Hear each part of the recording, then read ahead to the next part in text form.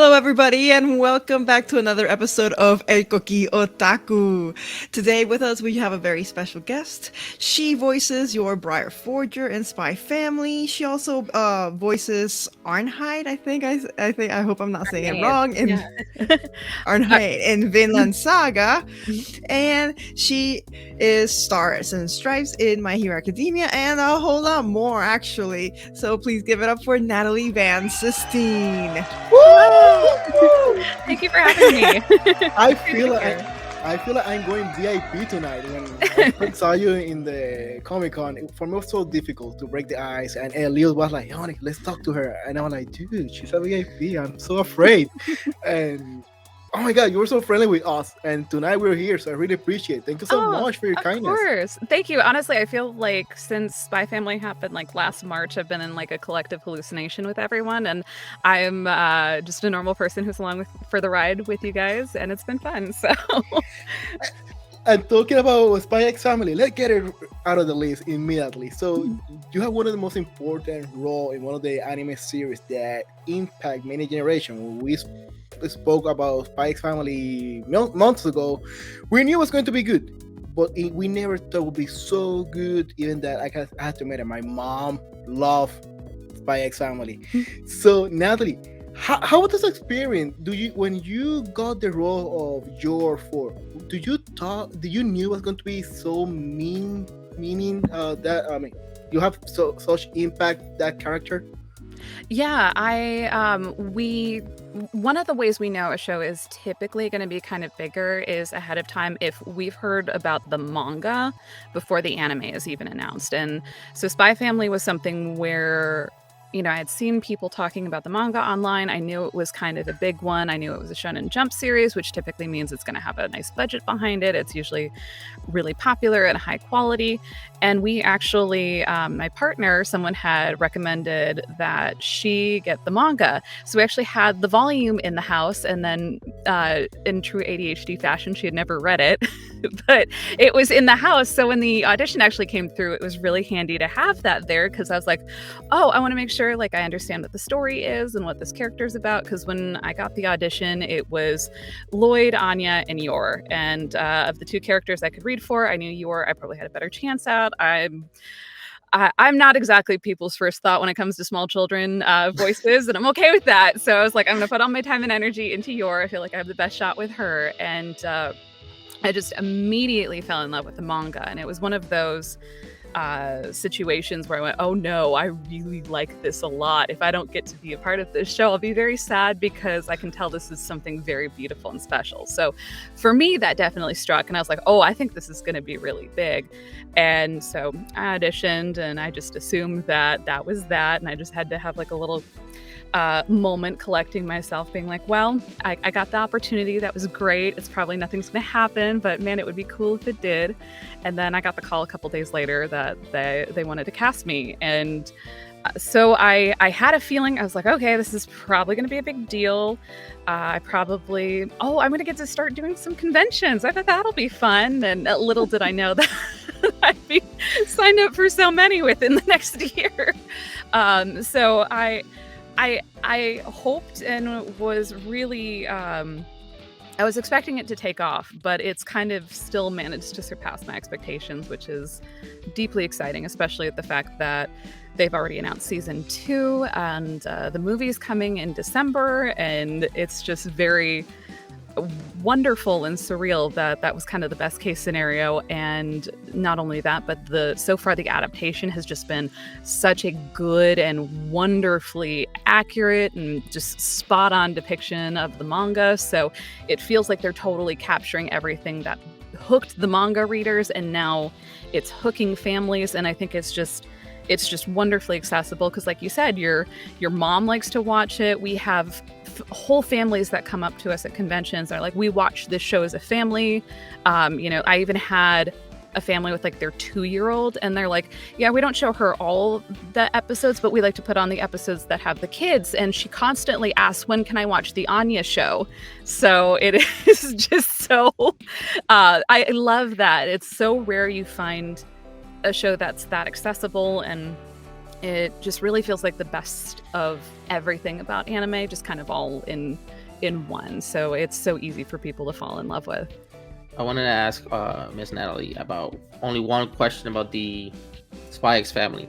And it's more directed as, because of the movie that is coming out of Spy X Family, are you able, or do you know if you can share any piece of information if they're going to use the same voice actors for the movie, or are they going to recast at least for the movies? Because we have seen that the voice actors for movies are not the same that they use for another shows.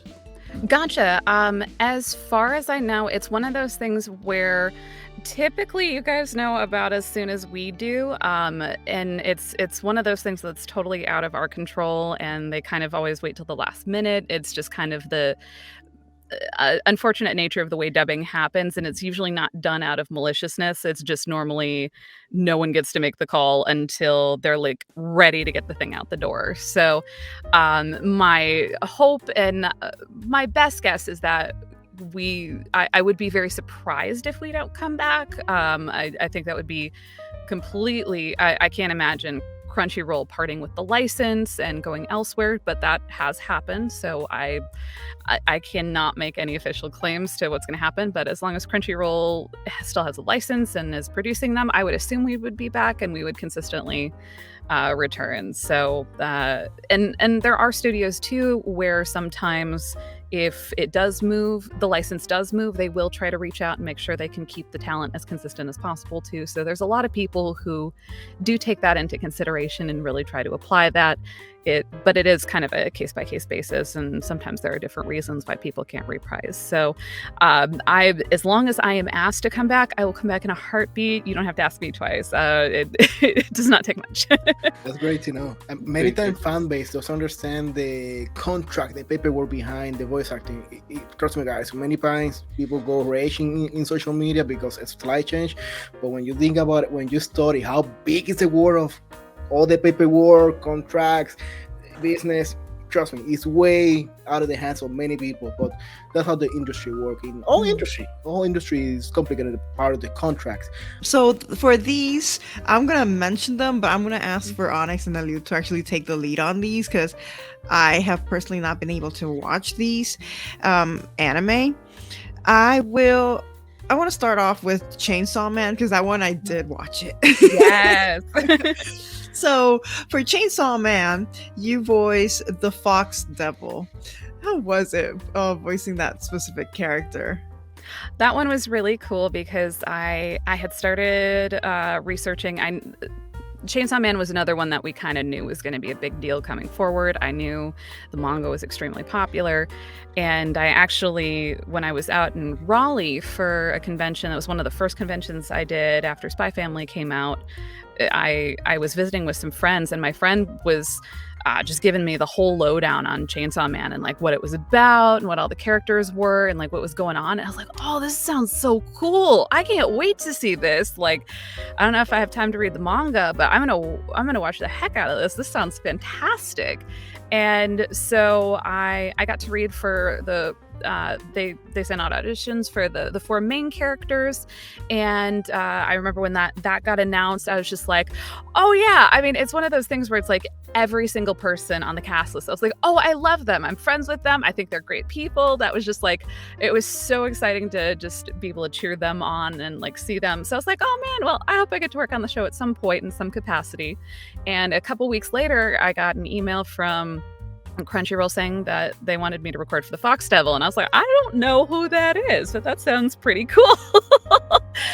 So I actually messaged that friend, and I was like, out of curiosity, how would you describe this character, and what do I have to look forward to? And he literally described her as, he's like, think about like the passive aggressive coworker from like accounting that you work with from time to time, and she'll show up and save your butt, but she'll give you a hard time about it. He's like, that's how I would describe the Fox Devil. And I think that's a great way to describe her, because every time she shows up, she has attitude, and I love that about her.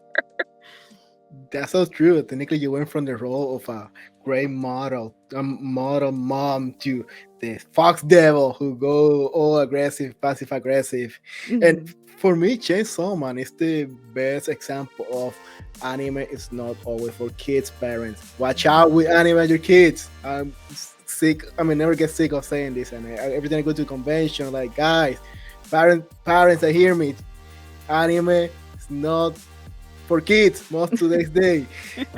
And talking about Chainsaw Man, which scene really called you? One of those scenes that really you love or remember it? Leaving apart the disgusting scene, that I don't want to talk about that scene, that it still traumatized me. But which was your favorite scene? Yeah, I'm glad you got it. Leaving that on the side, which one was your favorite? Any scene that really loved from Chainsaw Man? Oh my goodness.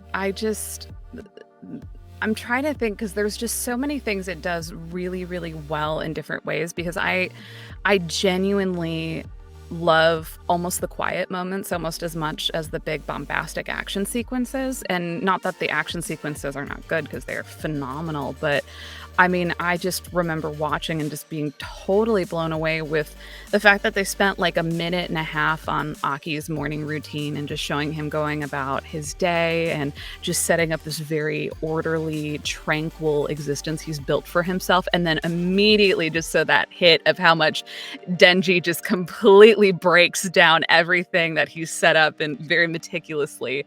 I loved that contrast. And I just thought that was just absolutely stellar filmmaking. I also just, that is one show where I'm watching the OP over and over and over again without question. The music's so good, but the way it's edited and animated is it's just one of those flawless examples of what the medium can offer. So I love that. I loved like the first appearance of the Ghost Devil. I remember really, oh my god, just with the flowers appearing was so incredible.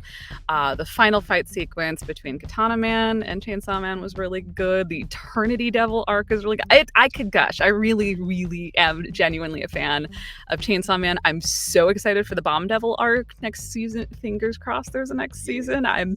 I'd be so surprised if there wasn't, but I really hope, those poor Mappa animators, when they can finally get to it. Talking about poor map animator, something that I love about that series, and I never seen something like that before. Each single ending sequence was different. I know. Different song, different animation. They were crazy. We were speculating, and we're saying, oh, I bet they decided, okay, let's try to portray as many artists as we can, and then everybody submit your songs, we'll choose the best songs, and then we'll animate these songs, because everything is just so different. It's exceptional. It's just so rare you see something like that. It really is a special show. So going on that trend of different endings, which one's your favorite one? Oh, the endings. Oh, I will admit, nothing hooked me the way the OP did. So I don't have. I will admit, I didn't gravitate towards any of the specific endings as much. I know that probably makes me not as much of a purist as I could be. But I kept chasing that high from the OP and never quite found it there. I have a question. Did you ever really expect this anime manga / anime, depending on what you saw first, to be so gory? So out there. Yeah, I the way it was initially described to me by my friend, and then there were some anime YouTubers that I had seen kind of hyping it up. They really didn't pull the punches when they were describing it to me, so I kind of went in and was like, okay, this is about what I feel like this would expect. I also feel like working in anime has really desensitized me, and not in like necessarily a bad way, but it's just also a certain amount of point where we just really get used to seeing a lot of gore, a lot of bouncing boobies, and it just doesn't even faze you anymore at a certain point, because it's just our day job. Yes. Thanks for the animator. Never stop that magic. But now moving from something from the darkness to the light, something more soft that is new on this spring 2023 lineup. A Galaxy Next Door as Miyako Goshiki. One of the softest but cute and peaceful anime series that has seen this season. How was the experience from going from something dark and very hype anime to something more low key or relaxing? So that one seems really sweet so far. I haven't been in for a ton yet. It's really cool though that the just from what I've seen of it already, it seems really, really sweet. It has this very wonderful supernatural premise, and I'm really curious to see kind of where that goes to, because the main the character I play and the main character are both part of a group called the Star People. So they have like kind of a matriarchal system around their abilities, and they're kind of cut off from the world. And the main character, this is her first excursion into kind of the real world and experiencing what's available, so she can bring that back and help that influence how she becomes the next matriarch for her people. And it's really it's just really a neat kind of spin on how they can do a lot of slice of life stuff, but still have this really interesting magical realism element to it. And my character so far has been the kind of the way the director described her to me was, he was like, think of Michelle Yeoh in Crazy Rich Asians, where she's the very established matriarch and very traditional. And so there's a lot of so I love that dynamic, going in thinking about that and how she's going to be relating to her daughter as the season goes on, and we're starting to see just little pieces of that. And I think that that's really going to come to a head, but in a good way, where that's going to be a lot of growth for both of those characters. And I'm excited to explore that, because the director, Jonathan, you can tell he's really loves and very passionate about the show. So anytime you go in with a director and you get that energy from them right out of the gate, and this is my first time working with him too, it's just like, oh, this is going to be fun. I don't know exactly what to expect, but I know it's going to be good. And so I think there's a really special energy there already that I think will just come through in the performances and in the experience of watching that one. Definitely. And stay in the magic world, talking a little bit about the Ancient Magus Bride season 2. One of the series that I have to admit it is there's only two kind of people. They love it or they hate it, or they don't accept it, to be honest, the way I see it. I'm a slice of life fan all out, so I love it. Kiara and I, we sit down, we love it. Some of our guys in the team are like, no, I'm having a hard time watching it, just because they're not used to the type of it's not intense. Right. Yes, it's definitely a little more slow burn, and they're kind of going with a magic school arc this season too, so they're even kind of going in a totally different direction. I have a feeling like it's still a shonen, I think it's a shonen jump title, but it has the energy of a shonen jump title, even if it's not 100%. So I have a feeling there's going to be some like magical battles and a lot of stuff going on eventually, but I think they'll just slow burn their way into that and take their sweet time. I love it because the series have very deep story and heart punching, but they present it so soft, so magically. The picture, the colors, the scene, the music kill me. The music of both openings are fantastic, and it's very interesting because in that slow magical mood, there's a lot of darkness in those stories, so you pay attention to them. It's very easy to get distracted, but once you capture the first hint of what's going on, you're trapped. You're into the spell of the series. In Ancient Magus Bride or Magus, I don't know. Actually, that's a great question. I always say Magus. I always say Magus because that's what I've always heard, but I feel like Well, keep it at Ancient Magus Bride. You play Alexandra Heath. Alexandra Heath is, for those of you who don't know, is like part person, part caterpillar. I don't know, so weird. What do you think for like when you saw your character for the first time? Like what do you even think about that? I took one look at her and I went, "Oh, that's what she looks like." Okay. I used to actually be quite and I'm still not great with bugs, to be totally honest. But I was very bug-phobic. So what actually kind of cured me of that is I actually started out in anime as an audio engineer first, and voiceover I thought was going to be like the hobby on the side. So it's very ironic that I'm now a full-time actor who maybe once in a while does some audio engineering. And the first show I was the lead engineer for was an OVA called The Island of Giant Insects. I know that one. Yeah, I don't know how you can get a hold of that dub, but it is an experience that I recommend if you can find it, whatever means necessary. That was just one of those dubs where, and it was one where the studio I was working for was working directly with the Japanese client rather than having a third-party licensor who was releasing it. So we worked directly with the client so they could distribute the dub, because typically you have a third party that is distributing the dubs for them. So it was really fun with that on that project, actually, to have a Japanese client who immediately we got feedback all the way from the source, and they really loved it, and they let us just kind of do whatever we wanted, and it was a really fun and really enjoyable experience. But I got really, like I said, the desensitization goes about 1,000,000 times faster when you're the audio engineer and you're staring at everything frame by frame and lining up all the audio files very precisely. So that really helped.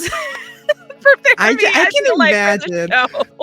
I can imagine you were like having goosebumps, like just scratching, like, oh my god, let's just get this over with. Oh, the giant tick scene that took some stamina to get through.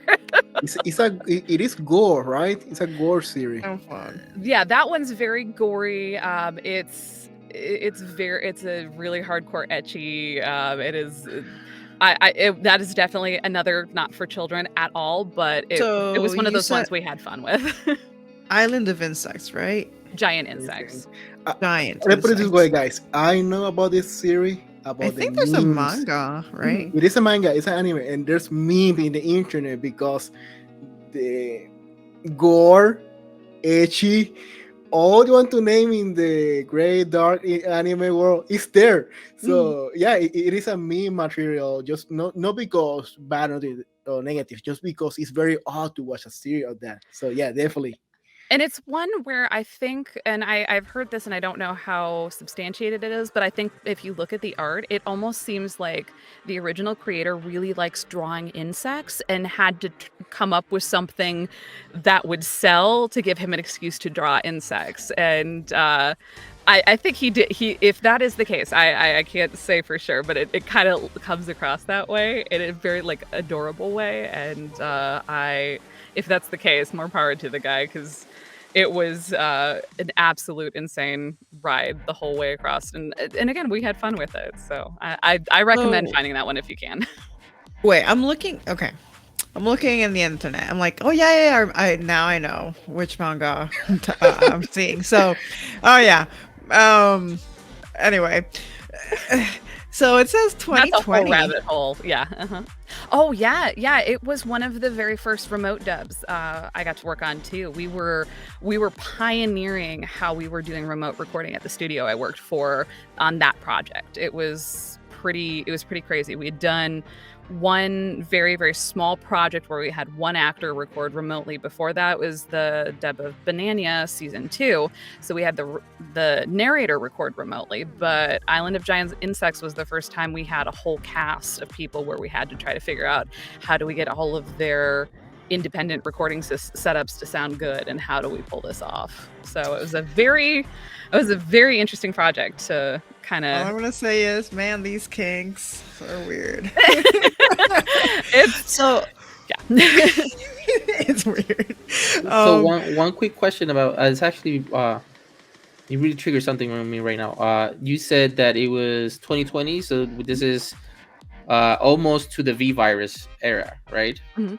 So because this was an anime that you were actually able to work directly with the client, with a Japanese client, I'm guessing it's because of the V virus kind of part.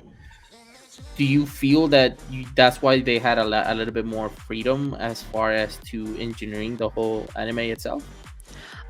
No, actually not. As far as I'm aware, and I could be wrong, so I don't want to state anything. I just was staff. I was kind of a staff, so I didn't have anything to do with the negotiation.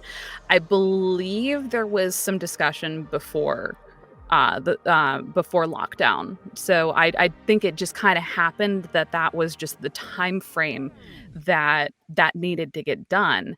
And I think we presented remote recording as a way we could still do that and still have something to keep to have something to work on, to at least, still continue some semblance of normalcy, especially once we weren't in the immediate question mark period, but we knew we needed to still social distance.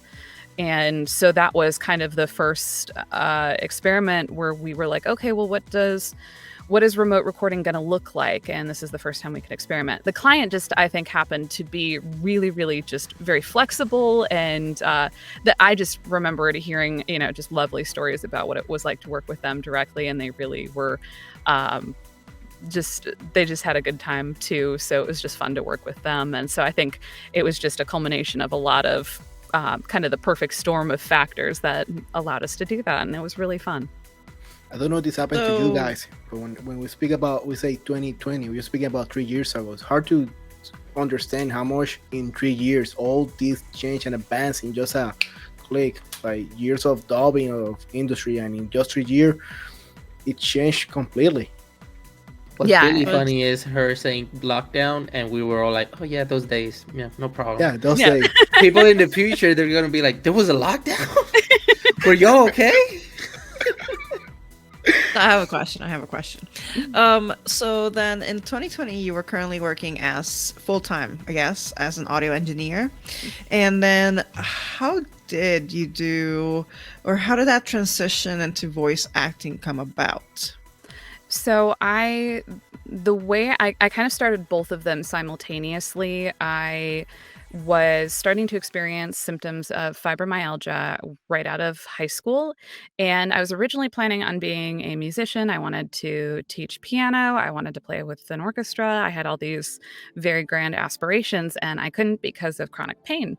And so I was looking for something else I could do with my life. And YouTube was really starting to kick off right at that point. And I was starting to become familiar with people doing music collaborations and independent animation. And I had the thought, well, okay, if I can't study music enough to perform, which involves a lot of playing, maybe I could compromise by writing music so I don't have to play as much of the instruments, and I can do more on the computer, and there's a lot more technology available now. Maybe that's something I could explore. And while I was looking for opportunities for that, I stumbled on someone who was making an independent animation and needed a voice actor. And so I was already in the process of learning how to record myself and work with digital instruments and digital recording, that it was a natural enough kind of thought process that I was like, I could figure this out. How hard could this be? And I really just totally fell head over heels in love with it. I really enjoyed the experience. And then I started trying to make my own stuff, and I thought audio engineering was really cool and would be a fun, creative way to still work in a creative capacity and industry as part of my job, but that would pay the bills a little more consistently. And I went to a convention it was Otakon in 2010, and I heard a guy who started out as an audio engineer and eventually started directing and acting more and writing. And I just went, oh man, that sounds like a really cool career trajectory. Oh, perfect. But I was like, that just sounds like a really great career trajectory. It has a lot of my interests. I love writing. I love acting. I want to do more with this voice acting thing. But again, I want the stability. So I went and that was just kind of the thing that finally put into place. Was like, this is a viable career thing because this has obviously worked for other people. I should see what I can do too. So I went and got my degree in filmmaking, and specifically focused on post-production audio. And then once I had I was financially stable enough to make the move out to Texas, where Crunchyroll is currently located and where there is a good amount of audio production done. I just went out and I started applying to be an audio engineer, and I got to work at a small kind of they usually kind of like outsource a lot of work to them. So the studio I work for is called Sound Cadence, and so we do video games, we do anime, we do live action, theatrical dubs, just kind of whatever clients want to send our way. So that's what we tend to work on the most. And so I started doing audio engineering there. And through this whole time, I had been both working as a voice actor, freelance remotely. I did actually a lot of medical narration, was really what paid my bills for a long time, especially right out of college. I did some commercial work. I did a ton of video games. There's a point in time where it was like I was doing like a bunch of point and click games. If there's like an evil witch or queen in a point and click game, it was probably me because I just did so many of those. And so I just built up experience. I was able to put a studio together, a studio space so I could record. So that way, by the time I got to Texas, I kind of had all the skill sets. I had the knowledge. I had a reputation. I had demos and everything that it was easy for people to be like, oh, hey, if you're looking for someone who can do all these different things, Natalie is in town now. You should talk to her, or you should try her out. And so I started getting my foot in the door at Crunchyroll that way. Well, now since we've been talking about video games, let's go right ahead and slide into the newest adaptation of MiHoYo, which is actually Honkai Star Rail. For you, the guys of you who do not know what Honkai is, it is a role-playing gacha video game developed by MiHoYo, which is the newest adaptation for the Hoyoverse. It's the successor of Genshin Impact. And Miss Natalie is actually the voice for Serval, which I believe she is a playable character for. She plays, or mostly she runs 2 workshops. The ones in Neverwinter and ones as hosting a rock and roll. So, anything you would like to add about this new MiHoYoverse? I'm sorry. Every time I say MiHoYo, we laugh because in Spanish it's just completely different. It's so bad. It's so bad. It's not nice in Spanish. I what immediately comes to mind is that Ghibli movie they had to rename because it was also very inappropriate.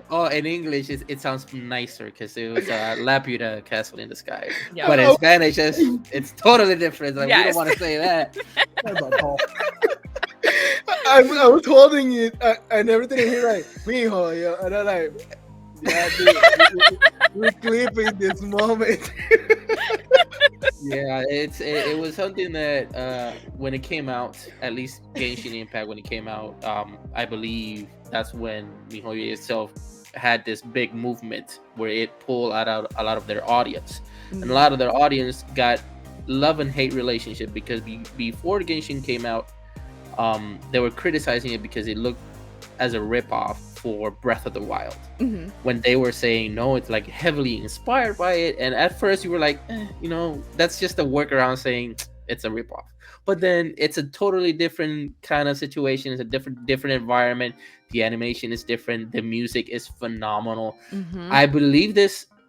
Well, it's not the first, but it's one of the biggest I've seen where the music is so well composed and so well made. They've actually released symphonies from the video game on their website. They're like, we don't care if you don't play the game, but just appreciate the music. And you're like, wow, this is totally different, which is what the next Honkai, which is the Star Rail, also getting as a hereditary thing. Yeah, you're perfectly describing the Genshin experience for me. I have never played it. All my friends do, and it's on my Twitter feed all the time, so I have at least an awareness of some of the big picture stuff. I sat down, I tried to watch the story of Genshin in 8 hours or less, the compressed, and I'm still sitting there going, wait, who is that?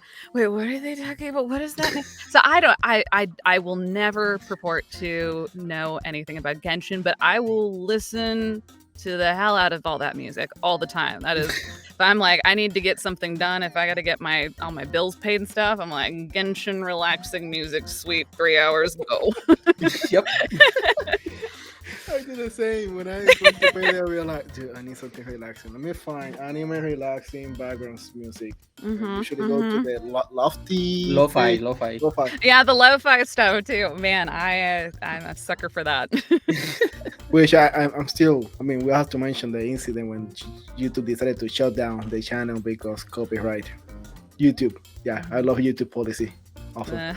Anyway, let me not get there because they're going to ban me. They love to do that. So moving forward to another no video game, but one of the megas more famous for decades, just because the variant of the franchise. But this one, it really hit it. Even that I've been watching, I've been tracking how it stayed in the first top 5 place in the anime ranking for the past 2 seasons. We're talking about Mobile Suit Gundam, The Witch from Mercury, and you have nothing less than the important role of Miorine.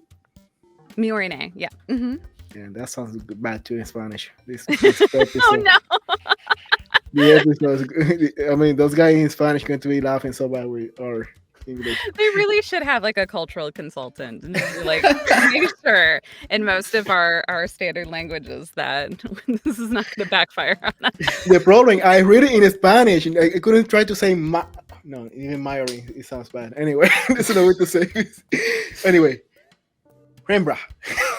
So, how was the experience? Are you telling us that you're very fan of this anime series? Why, for those who haven't watched it yet, why we should give it a try? So I will totally admit I love giant robots and mecha shows, but I have been also very intimidated and have kind of been dancing around Gundam. And it's one of those things where I'm like, if once I can find the time and mental energy to really dive into it, I'm sure I'm going to love it.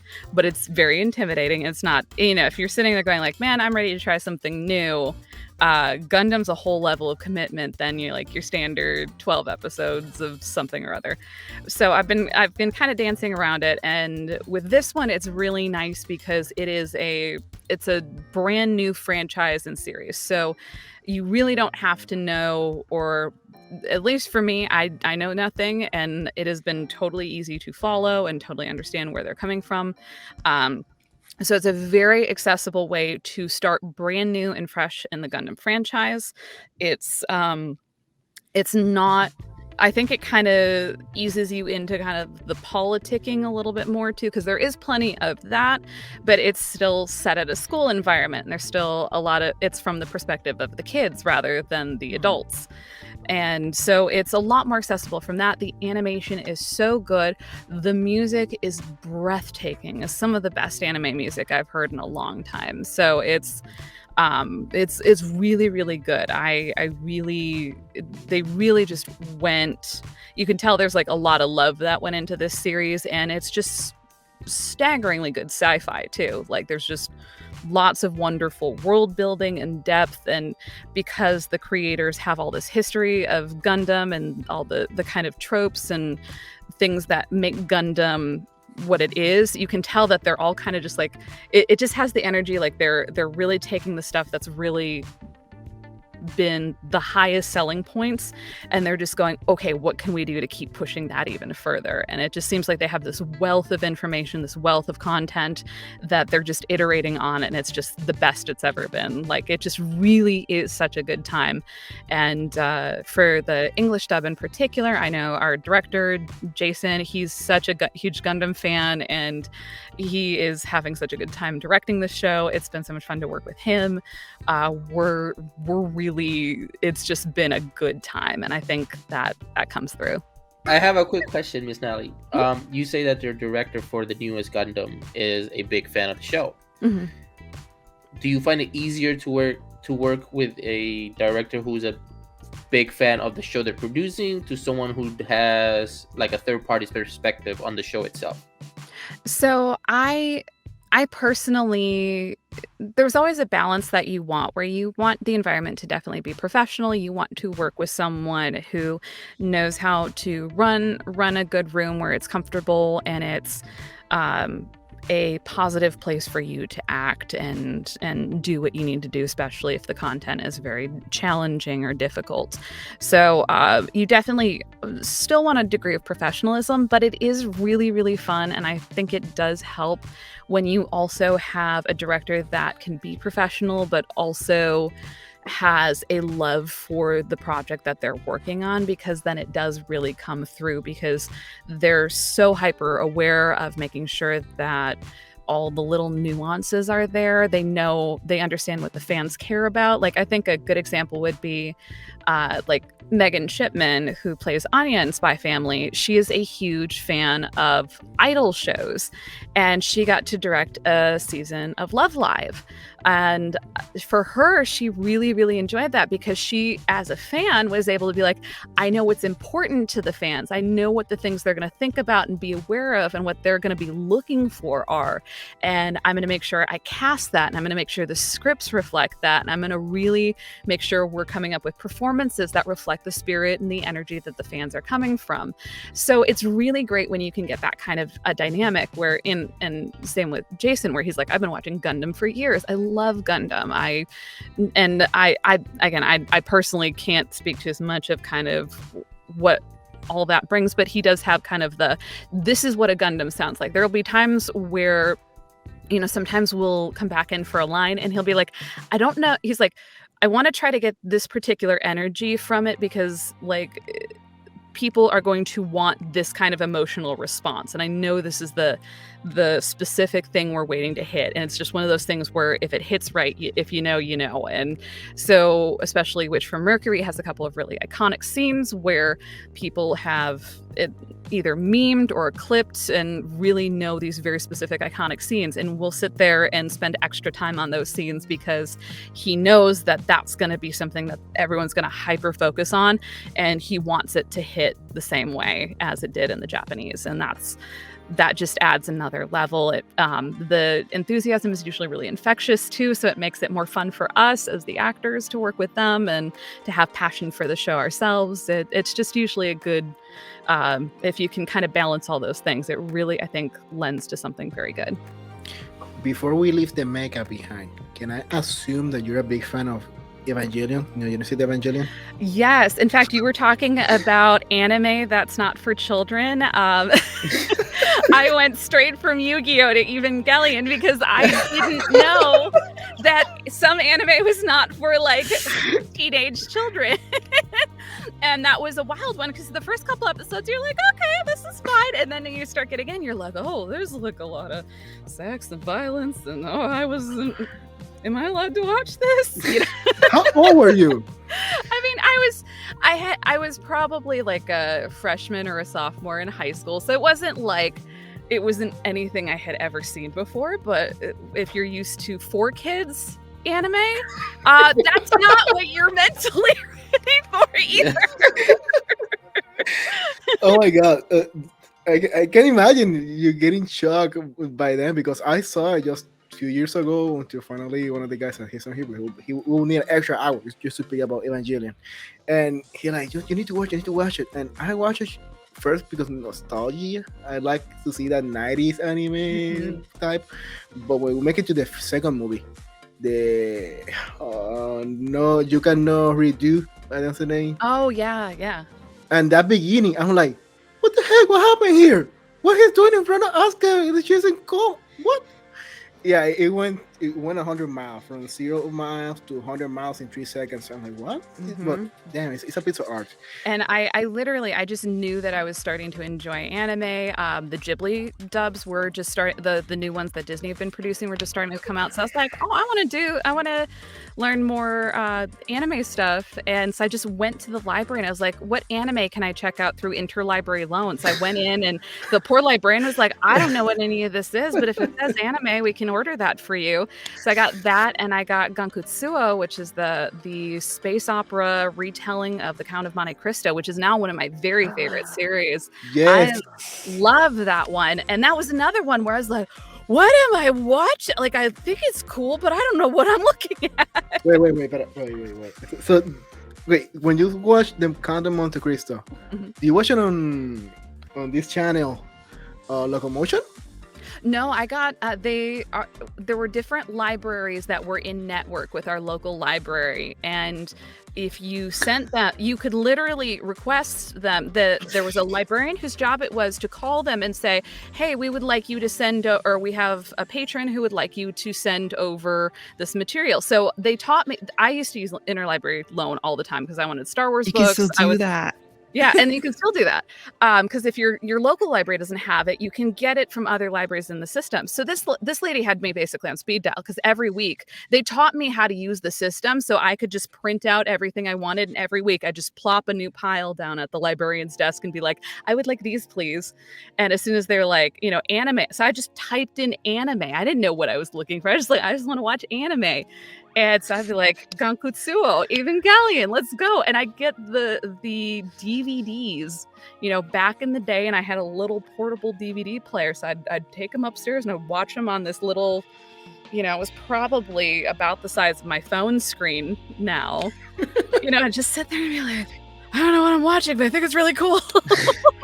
And it was really cool. So good that honestly, I watched that series in Locomotion in Spanish, and it was so good that I ended up reading the book of the Count of Montecristo, the actual book. So it's like, it is a classic one. It is. But moving from classic, it's also classic going on to the later generation, let's say from teenagers to adults. One of the series that it breaks the internet every time you go live. My Hero Academia, and the last season, it was so brutal enough. It was awesome. And they had to close with one of the most shocking scenes that we know is going to change the whole story in the franchise. You have the big responsibility of the role of Miss Stars and Stripe as in My Hero Academia. How this happened? How this happened? How it feel getting that opportunity to start with? I am so excited to be part of My Hero. I've actually known Justin Briner, who plays Deku, since he was like fresh out of high school. When I got started online and I was looking for stuff to do, he was one of the first people I met, and so we kind of came up together. And I remember when he was cast on this show, just thinking like, wow, this is so cool. My friend is like this major character in this major franchise, and I'm so excited for him and what a big deal it is. And then to see where his career has gone and how popular he is, and just what a now just iconic person in the anime industry he is now. And so for me to be able to kind of come along and also, kind of see my own journey, to see where he's gone and feel like he kind of blazed that trail ahead of me, and then to now be able to come along and be a part of this franchise too, because this just really seemed like a watershed moment where it went like from a really cool thing to like, this is something enormous and something very transcendent. So for me, that it was kind of special in that sense of like that, what this has done for a friend of mine, and to now be a part of the show. But I also, I started watching the show because Justin was in it, and then I very much fell in love with it because I love anything that is like superhero. And for me, My Hero is just like one of the most iconic battle fight animes, where the fight sequences in this show are just stellar, amazing music, animation is top notch, and I'm a huge fan of the movies, especially like Two Heroes and World's Heroes Mission are just really, really good movies. So I just really wanted to be a part of the franchise, and I literally did not have any particular goals to be any specific character. I just really thought that honestly, all I wanted was just to have a cool fight scene. I was like, I don't care who I play. I just would like to be in the series, and I would like to have a cool fight scene. And when the series rolled around, I knew that Lady Nagent and Star and Stripe would be like the new characters introduced this series or this season. So I was like, okay, I hope I get the opportunity to audition for one, because I feel like, I've been working more in anime. I feel like I'm more competitive, and maybe I'd have a shot at it, or at least I'd like to try and see what happens.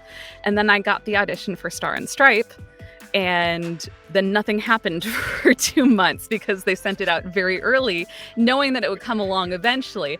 So I just was sitting there and I was like, well, I haven't heard anything back. I bet I probably didn't get it, and she'll show up eventually.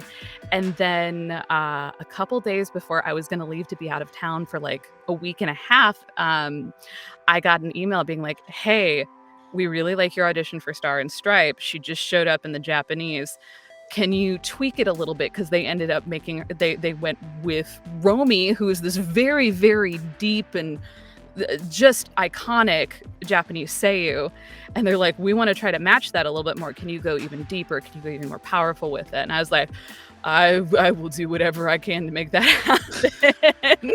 And I was so nervous because I was going to be out of town and I wasn't sure if I was going to be able to record in time. So fortunately, they made it happen. I got the part, and I only had the one small scene like right at the tail end of the season, but it was just so cool to get that part and be like, oh my gosh, not only do I get a cool fight scene, this is like one of the defining cool fight scenes of the series. So I'm so excited, nervous but excited for the beginning of next season to be able to tackle that.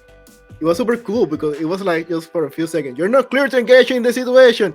Oh my way already. So now they get to start to see my t-shirt, and we're like, whoa, she's coming 100 miles, she's flying a jet, in a fighting jet. What's going on here? So My Hero Academia is one of the series that when you go to the Spanish episode, we have so many with them. And matter of fact, in the Spanish dub, Romulo Bernal, the director of My Hero Academia, we became very close friends to them. So every time those guys speak about, I was thinking, if we do another get together about My Hero Academia with them, I need to invite you and say, hey guys, we need to go English this time because we have another special guest that will have fun with you guys. Those guys, you say My Hero Academia, you don't need to speak anymore. They go all with analysis and they read the manga, like they study the manga. So they're super fan of it. Natalie, thank you so much for joining us. Having super fun. For those who haven't followed you yet, which social media they can follow you? So I am on, if you can find me on social media, my handle is consistent everywhere.